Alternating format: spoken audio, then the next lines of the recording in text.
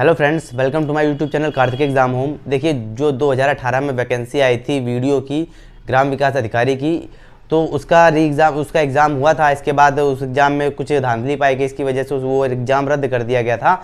तो अभी बहुत समय से उसका इंतजार किया जा रहा था कि उसका री एग्ज़ाम कब होगा। तो देखिए, फाइनली अब लगभग लिस्ट आ चुकी है, लगभग डेट आ चुकी है कि आपका एग्ज़ाम कब होगा। तो देखिए, आज मैं आपको ये तो नहीं बता पाऊंगा, डेट तो नहीं बता पाऊंगा कि एग्ज़ाम कब होगा वीडियो का, लेकिन हाँ एक कन्फर्म बता दूंगा कि एग्ज़ाम किस महीने में होगा।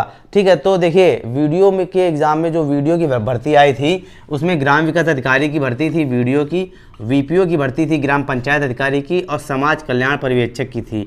समाज कल्याण पर्यवेक्षक, राइटिंग में मत जाइएगा, समाज कल्याण पर्यवेक्षक की भर्ती थी। तो इसका इसका एग्ज़ाम जो है वो कब तक हो सकता है? तो देखिए, जो आपका एग्ज़ाम है, वीडियो का री एग्ज़ाम है, वो आपका जून माह में, इसी जून माह में आपका पूर्ण रूप से संभावित है इसका एग्ज़ाम हो जाएगा। डेट कंफर्म नहीं है, डेट भी कुछ दिनों में कंफर्म हो जाएगी, लेकिन जो आपका एग्ज़ाम है वो जून में ही होगा, ये एक तरीके से तय हो चुका है। ठीक है, दूसरी बात ये है कि पिछले बार कितने बच्चों ने पेपर दिया था, कितने फॉर्म भरे गए थे, क्या क्या मतलब संभावना है, क्या क्या चीज़ें लोगों के मन में कन्फ्यूजन चल रही है। तो देखिए, लगभग पिछले साल 14 जब ये भर्ती आई हुई थी 2018 में, तो लगभग 14 लाख फॉर्म भरे गए थे, 14 लाख फॉर्म भरे गए थे।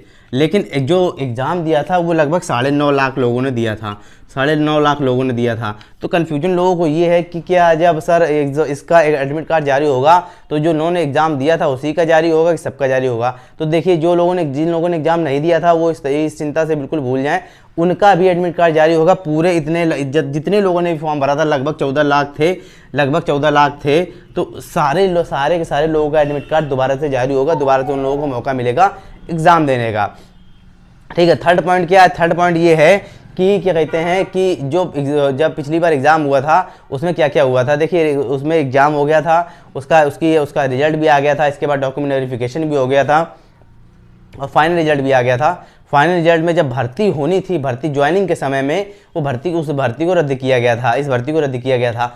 ठीक है, तो अब सब क्या कहते हैं, बहुत लोगों को ये कन्फ्यूजन है या नहीं पता है कि उसकी जब पिछली बार एग्ज़ाम हुआ था तो उसकी मेरिट कितनी गई थी।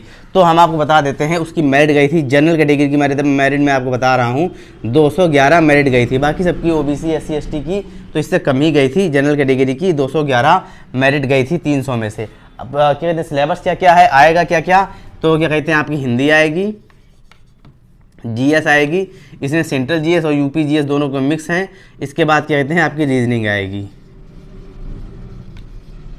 50-50 क्वेश्चन आने हैं। पिछली बार भी ऐसा आया था, यही शेड्यूल इस बार भी रहेगा।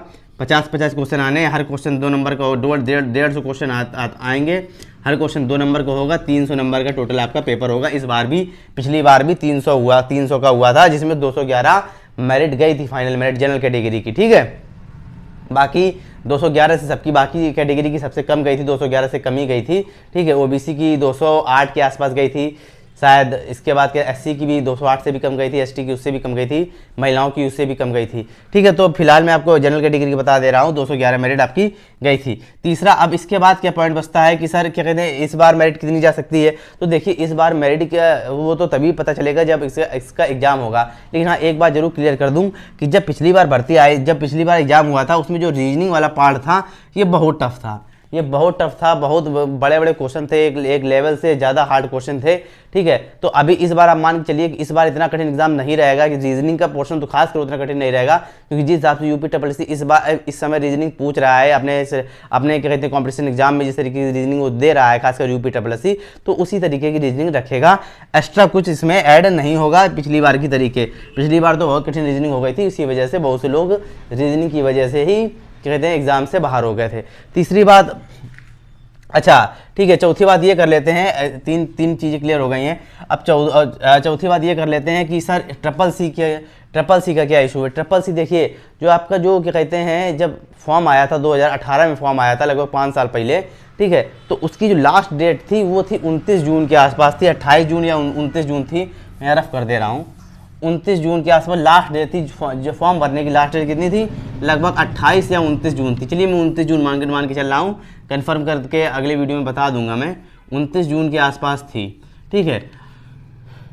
तो अब क्या कहते हैं ट्रिपल सी, देखिए आपका ट्रिपल सी अगर 2018 ये 29 जून जो 18 थी, अगर आपका ट्रिपल सी अगर 29 जून 2018 के पहले का रिजल्ट आपका आ चुका है, कहने का मतलब आपका कहने का मतलब मेरा ये है कि आपका जो ट्रिपल सी का सर्टिफिकेट जो है वो 29 जून 2018 के पहले का है, तो आपका ट्रिपल सी का सर्टिफिकेट इसमें एलिजिबल होगा, इस एग्ज़ाम में एलिजिबल होगा, अन्यथा नहीं होगा। अच्छा, सर्टिफिकेट की बात का मतलब ये है कि जो आपका रिजल्ट जब एग्ज़ाम देते हैं ट्रिपल सी का, उसका जो रिजल्ट आता है, जैसे मान लीजिए किसी का रिजल्ट आ गया 20 जून को रिजल्ट आ गया, तो ठीक है, तो उसका क्या मान होगा, मान क्या कहते हैं 20 जून का रिजल्ट आ गया था, क्या उसका मान होगा ट्रिपल सी? बिल्कुल मान होगा। सर्टिफिकेट चाहे 4 महीना बाद आया हो, कोई दिक्कत नहीं है, लेकिन रिजल्ट आ गया था ना, आपको पता चल गया था कि क्या कहते हैं हम पास हैं, हम ट्रिपल सी पास हो चुके हैं, हम इस फॉर्म को भर सकते हैं आराम से, कोई दिक्कत नहीं होगी।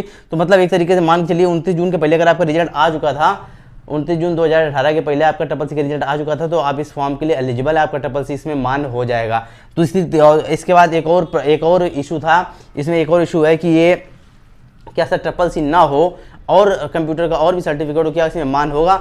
जी हाँ, बिल्कुल नहीं मान होगा, बिल्कुल नहीं मान होगा, नहीं मान्य होगा।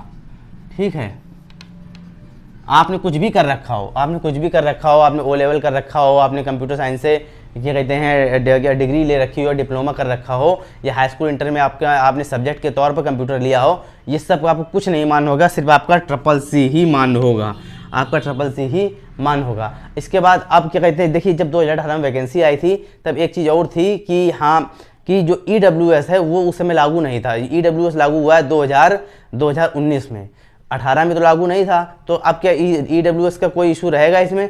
तो देखिए बिल्कुल मैं आपको क्लियर कर दूं, EWS का कोई जब उस समय नहीं था तो इस समय भी कोई इशू नहीं रहेगा, इसमें EWS की कोई क्या कहते हैं भूमिका नहीं है। ठीक है, जिस तरीके से पहले जनरल, OBC, SC, ST, महिला जितनी भी कैटेगरी के लिए रिजल्ट क्या कहते हैं दिया गया था, उतनी ही कैटेगरी के रिजल्ट दिया जाएगा, अलग से EWS के लिए रिजल्ट इसमें नहीं आएगा। ठीक है, दोबारा से ना कोई फॉर्म भरवाया जाएगा, ना इसमें दिखाया जाएगा कि आप EWS सर्टिफिकेट के तहत आते हो कि नहीं आते हो, इसमें कुछ नहीं होगा। जो नॉर्मल प्रक्रिया उस समय थी वही नॉर्मल प्रक्रिया इस समय रहेगी। इंटरव्यू उस समय भी नहीं था, इंटरव्यू इस समय भी नहीं रहेगा। ठीक है, तो सब कुछ आपको मैंने क्लियर कर दिया है। लगभग आपका जून में एग्जाम है, जून में देखिए, और एक चीज़ समझ लीजिए, लगभग आपको जून में आपका एग्ज़ाम क्लियर है। अच्छा, और इस चीज़ समझ लीजिए कि लगभग इस बार कितना बच्चा बैठेगा एग्ज़ाम में। तो आप ये मान के चलिए, जब पिछली बार जब 2018 में वैकेंसी आई थी तभी 14 लाख लोगों ने फॉर्म भरा था, 9.5 लाख के आसपास बैठा था। 14 लाख ने फॉर्म भरा था और 9.5 लाख के आसपास बैठे थे, मतलब 5.5 लाख तो, मतलब 4.5 लाख तो उस समय भी एब्सेंट थे। तो देखिए उस 5 साल के बीच में इतना बड़ा डिफरेंस रहा है पिछले 5 सालों में। ठीक है, कि यूपी पुलिस की कई भर्तियाँ हो गई, रेलवे में बहुत सी भर्ती हो गई, ठीक है, बाकी अन्य विभागों में, डिपार्टमेंट में, SSC में बहुत सी भर्ती हो गई।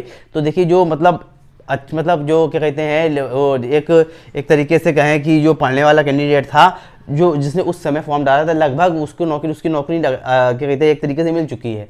ठीक है, तो इसमें इतना कंपटीशन नहीं रहने वाला है। एक तरीके से आप समझ लीजिए जो एग्ज़ाम में ही लोग बैठेंगे, लगभग 4 से 5 लाख लोग ही एग्ज़ाम में बैठेंगे, आप ये मान के चलिए। ठीक है, उसमें भी बहुत मतलब पूरी तैयारी से पूर्ण रूप से तैयारी करके आए हो, ये भी कोई गारंटी नहीं है। तो आपके पास बहुत अच्छा मौका है। जिसने 2018 में वैकेंसी क्या कहते हैं इसका फॉर्म भरा था, अभी उसका सिलेक्शन नहीं हो पाया है, तो उसके पास बहुत अच्छा अवसर है इस भर्ती को क्लियर करने का, इसमें एक ग्राम विकास अधिकारी बनने का, एक गवर्नमेंट ऑफिसर बनने का। ठीक है, तो मैंने आपको लगभग सारी चीज़ें इसके विषय में क्लियर कर दी हैं। खैर, अगर और कोई भी चीज़ रह गई हो तो आप कमेंट में बता दीजिएगा, मैं उसको क्लियर कर दूंगा। अगले वीडियो अगर ऐसा लगेगा, आपको कोई ऐसा प्रश्न होगा कमेंट में कि जिसका वीडियो बना के उसको बताया जा सकता है, तो मैं उसका वीडियो बना के आपको बता दूंगा। बाकी लगभग सब कुछ क्लियर है, कोई कन्फ्यूजन हो तो कमेंट में पूछ लीजिएगा। ठीक है, वीडियो अच्छा लगा हो तो वीडियो को लाइक करिएगा, शेयर करिएगा, चैनल को सब्सक्राइब नहीं किया है तो सब्सक्राइब भी कर लीजिएगा।